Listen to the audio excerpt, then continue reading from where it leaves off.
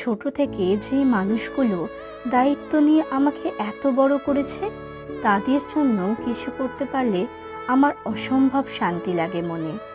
সেরকমই আমার জীবনে একটা গুরুত্বপূর্ণ মানুষ হলেন আমার কাকু, যে মানুষটার অবদান আমার জীবনে অপরিসীম। সেদিন ছিল কাকুর জন্মদিন, তাই সকালে উঠেই বানালাম নিজে হাতে কাকুর জন্য পায়েস। তারপর বানালাম একটা চকলেট কেক। দুপুরে বানানো হলো চিকেন বিরিয়ানি আর চিকেন কষা। তারপর বিকেলে আমরা সবাই রেডি হয়ে কেক কাটিং করে সেলিব্রেট করলাম দিনটাকে।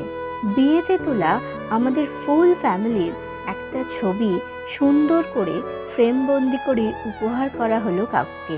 আয়োজন খুব ছোট ছিল, কিন্তু এই ছোট ছোট আনন্দের মধ্যে দিয়েই জানো তো, পরিবারের বন্ধন আরো দৃঢ় হয়।